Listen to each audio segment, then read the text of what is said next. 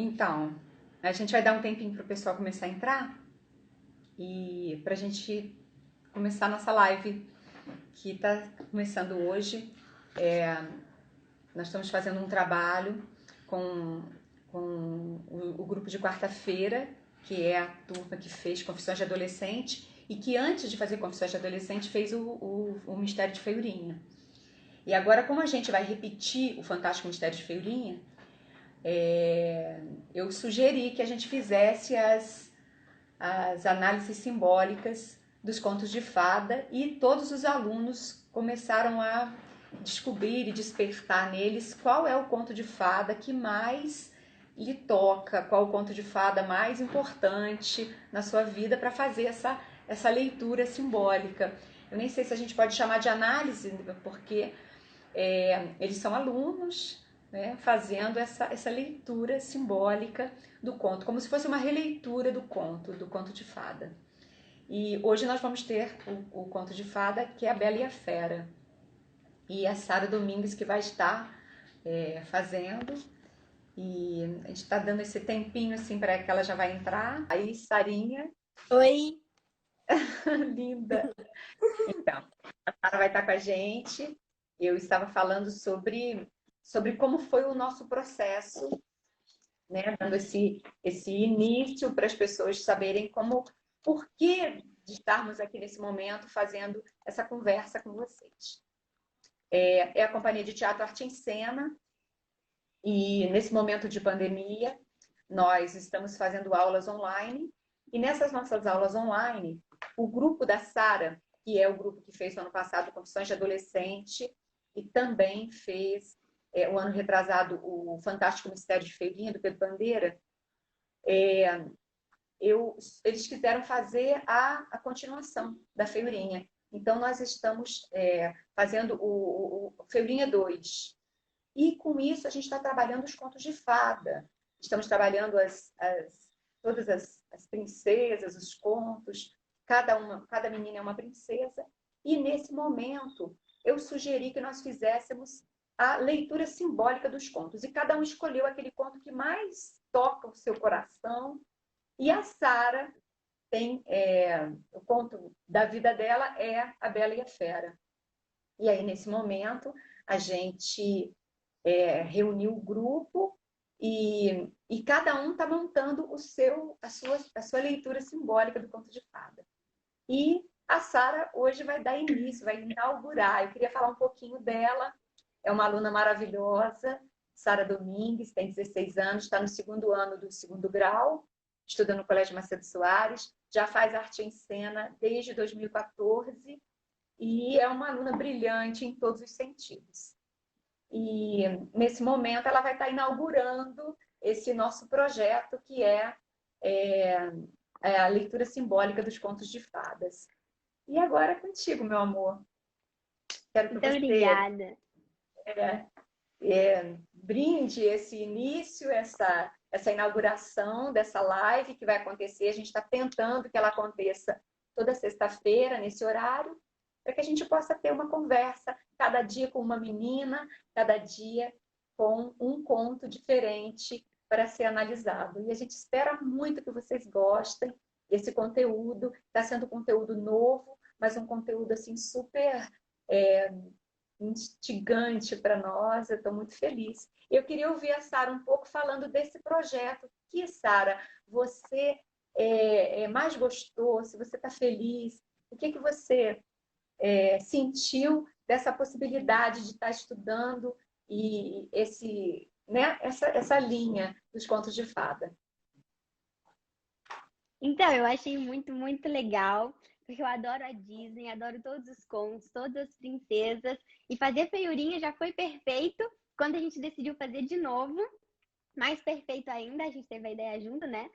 Você deu a ideia da gente fazer a análise, a leitura simbólica dos contos. Eu achei incrível. Você mandou eu fazer duas, fiz as duas.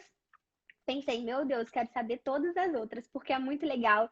É muito diferente você saber a história real da história que a gente conhece, que é contada pela Disney. E mais legal ainda é você entender e descobrindo todos os símbolos que tem, dentro da história, que é onde a gente acha que nem tem nada, que nem significa muita coisa, a gente descobre alguma.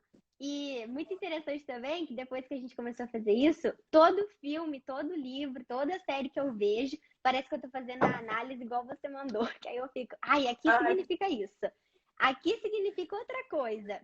É muito legal, uma oportunidade muito boa. ai, que bom.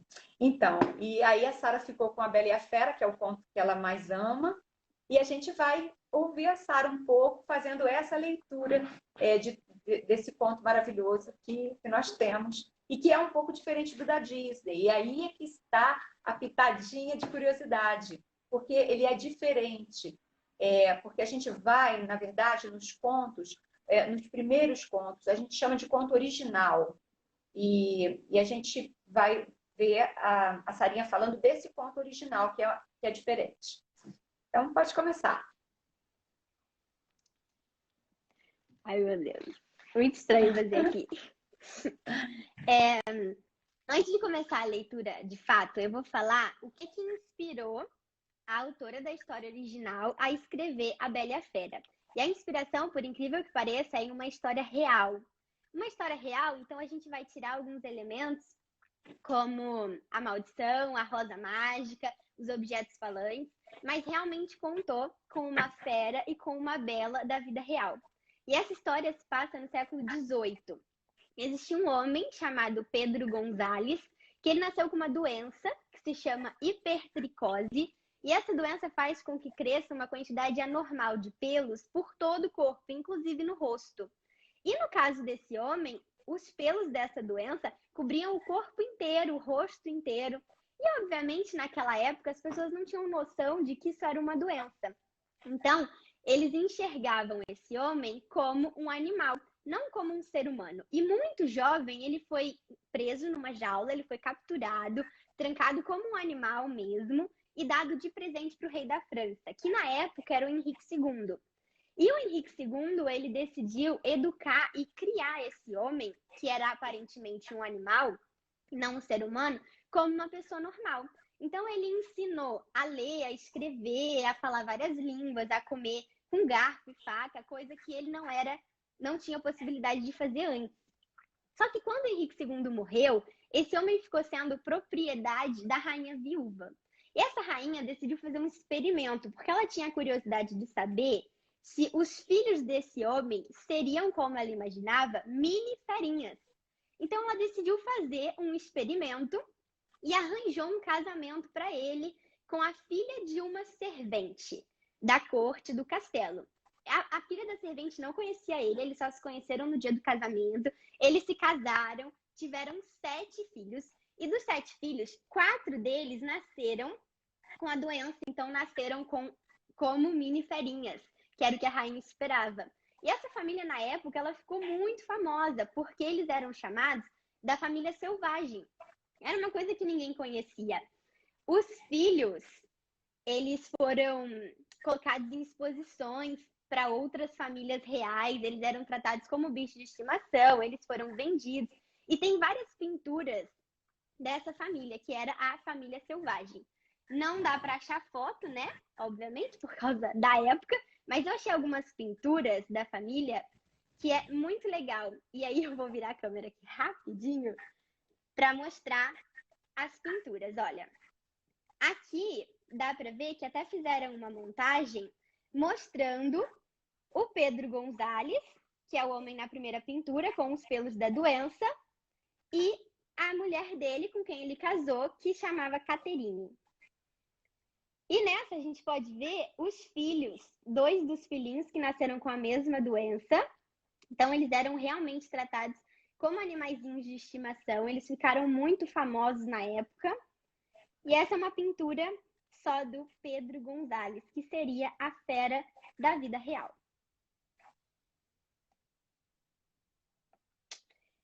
E essa história é muito interessante. inspirou a história original da Bela e a Fera. Pode falar. Então, é muito interessante porque é uma história que quase ninguém conhece. E ela dá a ideia da escritora. Então, quer dizer, a gente saber que a história, né, da Bela e a Fera, ela é provinda de uma história real, é muito interessante. Quer dizer, a Sara nem começou a análise ainda dela e já tem uma história linda aí para a gente repensar. Quem quiser pesquisar, é um conteúdo bem interessante. Obrigada. Então, no século XVIII, surgiu a primeira versão da Bela e a Fera na França, por uma moça que se chamava Madame de Villeneuve. Ela publicou a história num jornal que era específico para contos de fadas na época, em 1740. Então, eu vou começar a leitura simbólica agora dessa versão original. Era uma vez uma história baseada na vida de uma fada idosa. No mundo das fadas, quanto mais velha for uma pessoa, mais respeitável ela se torna. Porém, uma fada na sua idade madura, nem tão idosa nem tão nova, se apaixona por um rei. E através do amor deles nasce uma pequena menina. Nessa parte, a gente tem a primeira crítica social que a autora faz dentro desse conto, porque ela está criticando o tratamento que era dado às mulheres idosas naquela época, século XVIII. Porque na época, as mulheres, a única utilidade das mulheres, vista pela sociedade, era ter filhos, gerar descendentes. E a mulher idosa, ela não engravida mais. Então, a sociedade não via mais utilidade nas mulheres mais velhas e desprezavam as mulheres idosas. Essa é a primeira crítica, então, que a autora está fazendo. A menina é banida do mundo das fadas e deixam-na para ser criada por um comerciante em um pequeno vilarejo da França. Ela cresce com uma beleza inigualável, fazendo com que todos a apelidassem de Bela. Neste mesmo tempo, uma jovem rainha cria o seu mais lindo príncipe com todo o conforto que o palácio pode oferecer. Aqui a gente já tem a segunda crítica, que ela está fazendo uma crítica ao classicismo. Ela mostra o contraste entre a Bela sendo criada por um comerciante, uma classe social baixa, e o príncipe sendo criado no conforto do palácio da realeza. Então ela está criticando o preconceito entre as diferentes classes sociais que era muito presente na época. Porém, a rainha o abandona e o deixa para as fadas cuidarem. Então, se a rainha o abandona, o príncipe cresce sem a figura da mãe. E essa ausência da mãe vai ser explicação, vai interferir em ações futuras dele, em comportamentos futuros, na criação do caráter, nos desejos dele. Então, isso explica algumas coisas no futuro.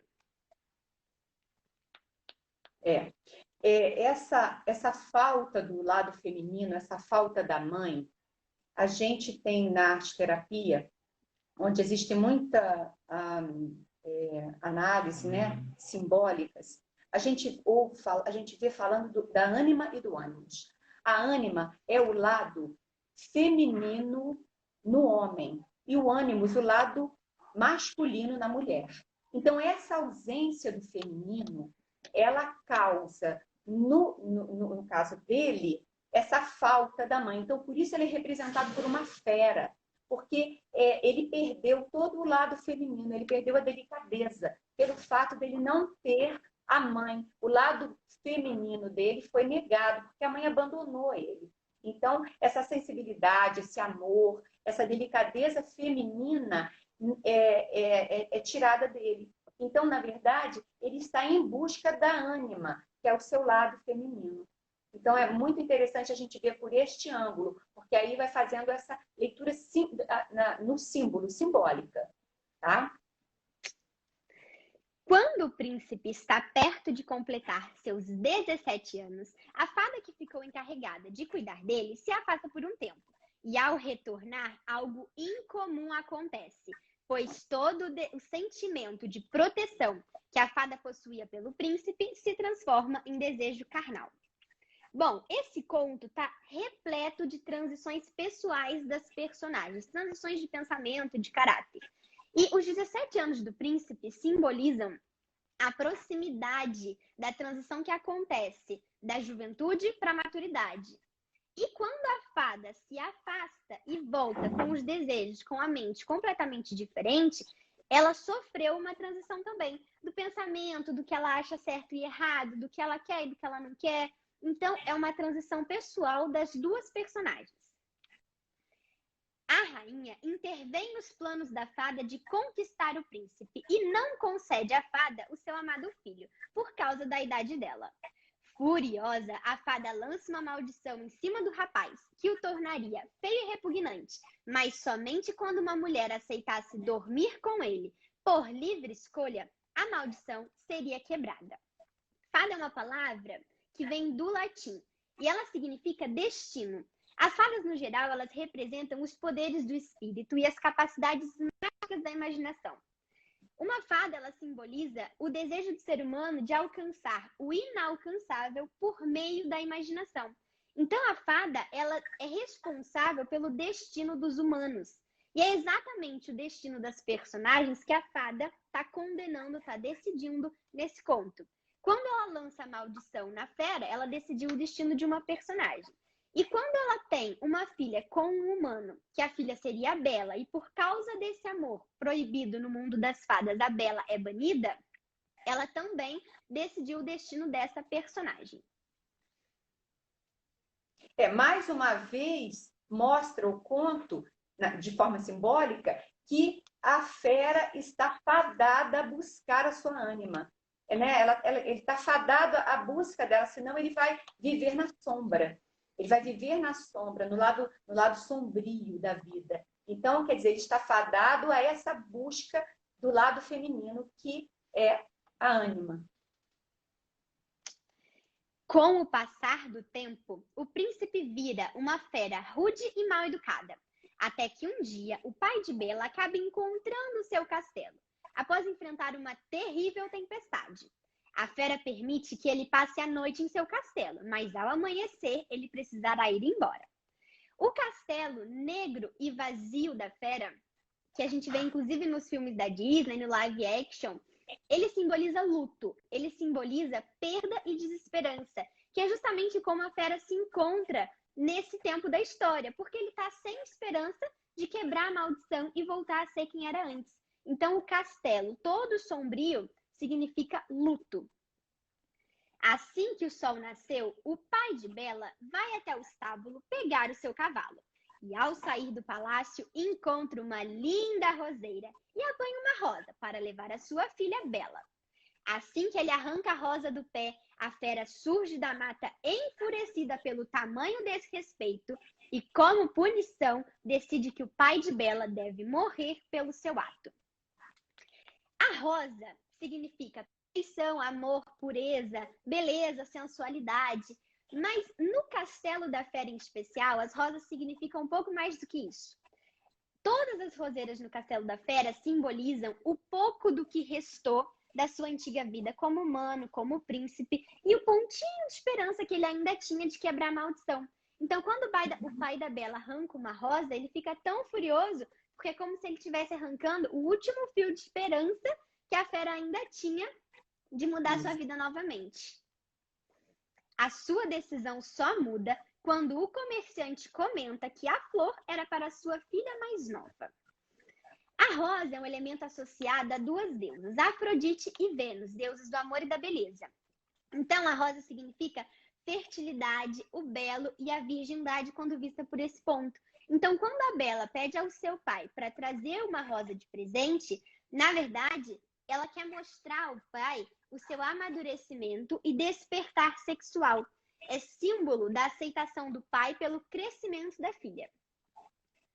A fera propõe um acordo com o comerciante, que ele teria um mês para voltar e cumprir a sua punição, ou enviar a sua filha no seu lugar, para que ela morresse no lugar dele.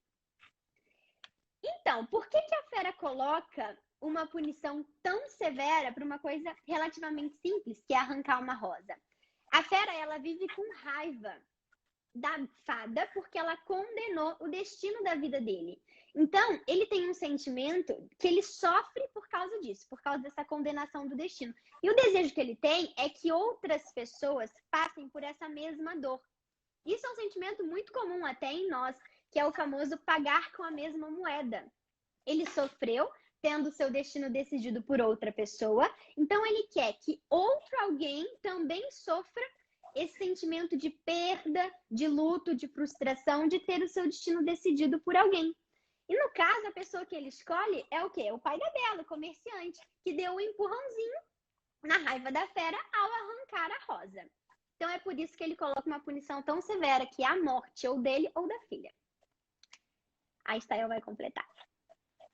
Não, é só porque o inconsciente é o inconsciente dele buscando a ânima. Então, o inconsciente sempre buscando algo que ele precisa completar do seu lado masculino. E, na verdade, essa ponta de esperança, ele viu exatamente no momento que o pai diz que tem uma filha, que tem uma menina, enfim, a filha mais nova. Então, o que ele faz? Ele percebe que ele tem uma pontinha de esperança aí, e aí ele vai lutar para ele sair da sombra, que é o seu lado sombrio. Ao chegar em casa, o comerciante conta à família o ocorrido e todos os seus 7 filhos e 6 filhas ficam horrorizados com o que acabara de acontecer. Bela não aceitou que o seu pai morresse por causa de seu pedido e decide fugir para o castelo e tomar o lugar de seu pai. Então, a Bela foi criada somente pelo pai, sem uma figura materna, novamente. E isso acabou por gerar o complexo de Electra, que a Estela vai explicar o que é. Então, para a gente entender um complexo de Electra, a gente vai primeiro falar um pouquinho do complexo de Édipo. O complexo de Édipo foi nomeado por Freud e ele teve como base o Édipo Rei, que é um mito do Édipo. Então, na verdade, no mito, o filho mata o pai e casa-se com a mãe. E, na verdade, o Jung, que trabalhava junto com Freud, ele nomeia como sendo o mito feminino, que no caso o complexo de Electra seria o contrário. Então, por que o complexo de Édipo? Porque, na verdade, é uma fase fálica de 3 a 6 anos, mais ou menos, em que algumas crianças desenvolvem uma aproximação muito grande pelo sexo oposto e em detrimento da relação com o mesmo sexo. Então, na verdade, o menino, ele abomina o pai e se aproxima da mãe. E no complexo de Electra acontece o contrário, o mito é o contrário. Então, na verdade, ele se aproxima, no caso da Bela, ela se aproxima muito do pai pela falta pela ausência, né? Pela falta dessa mãe. Então, na verdade, o complexo de Édipo aí, que é um mito muito bacana para a gente também fazer uma análise mais tarde, porque é fantástico, ele vem pontuando que essa falta que a Bela tem também do lado feminino, ela se agarra a esse complexo de Electra e ela vê no pai o seu desejo. Então, ela tem o pai como sendo o que ela deseja e ela precisa resolver esse complexo de Electra para ela poder seguir a sua vida sem ter consequências funestas lá na frente. Tá certo? Pode continuar. E diante disso, a gente pode ver que a Bela está fortemente ligada ao seu pai. E não tendo uma figura da mãe para competir pelo amor desse homem, aí que facilita mais ainda o surgimento do complexo de Electra. E por causa dessa forte ligação entre os dois, qualquer pessoa do sexo oposto, então qualquer figura masculina, para Bela lhe causa medo ou nojo. E quando ela decide ir para o castelo e ficar no lugar do pai, significa que eles nunca mais, porque a punição da fera seria a morte, né, a prisão eterna, ela está rompendo com esse complexo e está abrindo a possibilidade para uma relação com outro homem que não o pai. Ao chegar lá, a fera pergunta se ela veio por livre escolha. E confirmando que sim, Bela é aceita pela fera. Mas para Bela ficar no seu lugar, ela teria que encontrar a fera todas as noites, no mesmo horário. Precisará ficar esperando a fera para jantarem juntos. Com o tempo, Bela vai perdendo o medo da fera. E ele, percebendo isso, pergunta se ela deseja passar a noite com ele. Então, no início, assim que ela chegou, a fera lhe causou medo e repulsa na Bela. Com o tempo, ela foi se acostumando. Mas, na verdade, a fera é uma parte negada da menina. A fera representa o inconsciente da Bela. As manifestações do inconsciente, o que ela não quer aceitar, o que ela não quer enfrentar. Então, a fera é justamente uma parte negada da Bela. Isso vai ser uma coisa muito importante para a história. Assustada, o responde que não. A fera sai do cômodo enfurecida, mas na mesma noite, Bela passa a ter sonhos pecaminosos com um lindo príncipe, do qual não deseja mais acordar. No próximo dia à noite, a fera encontra novamente e faz a mesma pergunta. Ela novamente responde que não. Depois de alguns dias, Bela vai se apaixonando pela fera e aceita o convite. Após uma noite de amor inesquecível, a fera se transforma em um lindo homem. Quando a Bela aceita o convite da fera para passarem a noite juntos, ela está, na verdade, se rendendo aos seus conflitos. Conflitos pessoais que ela tinha desde que chegou ao castelo. E, de certa forma, a maldição também foi para Bela, porque tudo acontece enquanto ela está passando pelo complexo de Electra com o pai, enquanto ela está aprendendo o que é o amor fora desse complexo, enquanto ela está lutando com o seu inconsciente, com seus conflitos pessoais. E a transformação da fera em príncipe após a noite de amor inesquecível, como diz o conto, significa confusão e confusão sexual evoluindo para a maturidade, que é o quê? Para uma criança, o sexo pode ser assustador, mas para um adulto pode ser uma coisa maravilhosa, que seria a imagem da fera e do príncipe. A rainha, vendo que o seu filho voltou a ser humano, passa a não aprovar a relação entre ele e a Bela, por ela ser filha de um comerciante. Com isso, a fada velha revela o parentesco de Bela para a rainha, que é fruto de uma noite de amor da fada com um rei da Índia, que ela, após o seu nascimento, foi expulsa do mundo das fadas. Depois de ter explicado que Bela também vem de uma boa linhagem, a rainha passa a aprovar o casamento dos dois. E eles viveram felizes para sempre. Mas a gente pode analisar o comportamento da rainha diante da situação. Por quê?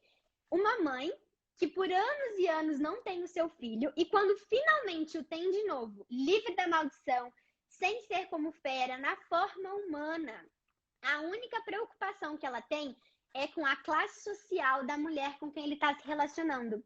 Ao invés de estar morrendo de felicidade, de ter encontrado o seu filho, de ter recebido o seu filho de novo como ser humano, ela está preocupada, ela está enfurecida porque ele está tendo uma relação, porque ele está se apaixonando pela Bela, que aparentemente era de uma classe social mais baixa do que a dele.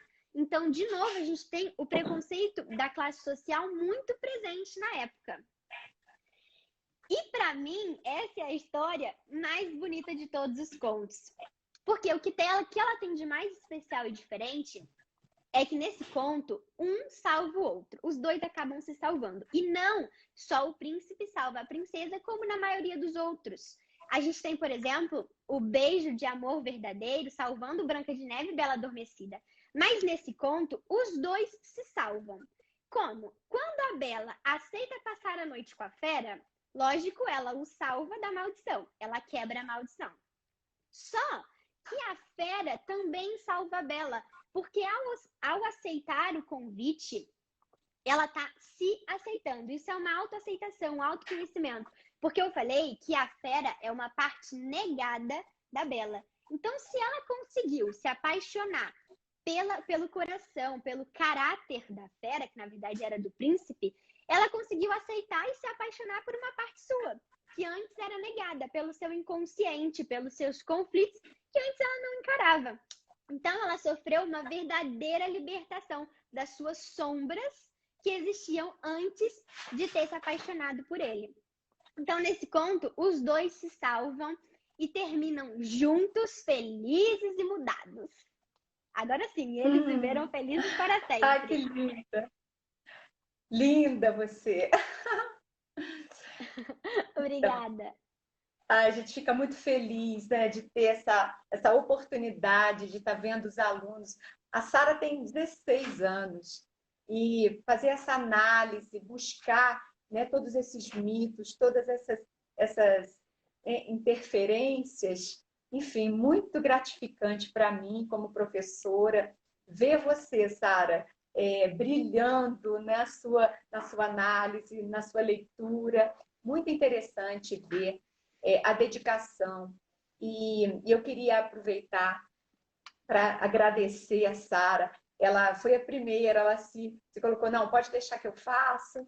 E, enfim, apresentou para nós primeiro. E isso, como ela mesma disse, vai desenvolvendo em nós, né, nos alunos, né, também, claro, essa crítica, essa vontade de perceber, quanto você menos espera, você está percebendo detalhes que você não percebia antes, símbolos que você não conseguia decifrar antes. E a gente está muito feliz de ter vocês com a gente e de abranger nesse momento tão difícil, né? A gente poder estar chegando na casa de vocês para trazer um conteúdo diferenciado e trabalhar essa análise simbólica desses contos de fada, que vai fazer não só bem para todos os alunos que estão fazendo, que é um autoconhecimento, como a Sara falou, mas também a brilhantar as pessoas em torno, para conhecer um pouquinho mais dos contos de fada, para fazer uma leitura um pouco mais abrangente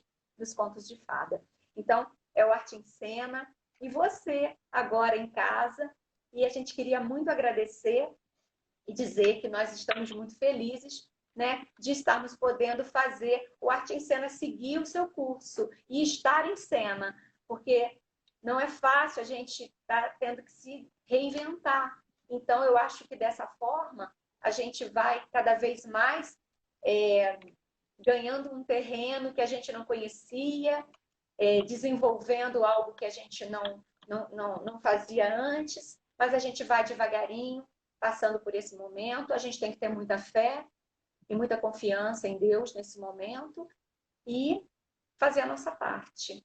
E acreditar que o resto a gente vai conquistando. Que Deus nos abençoe nesse momento. E eu muito obrigada para a Sara, que é um presente de Deus para mim, tá bom? Obrigada Um beijo. a você.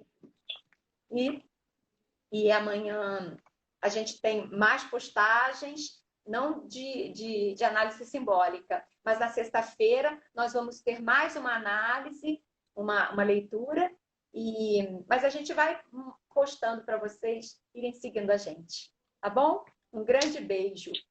O Arte em Cena agradece. Sara, um beijo, muito obrigada. Faz o seu agradecimento. Um beijo. Eu queria agradecer todo mundo que viu, que é uma iniciativa muito legal mesmo que vocês estão fazendo. E espero que vocês tenham gostado, né? Nossa, você é linda. Um beijo. Obrigada. Muito obrigada. Ficar com E vergonha. muito parabéns. Ai, que isso, você tá linda. Um beijo. O Arte em Cena e você. Beijo. Beijo.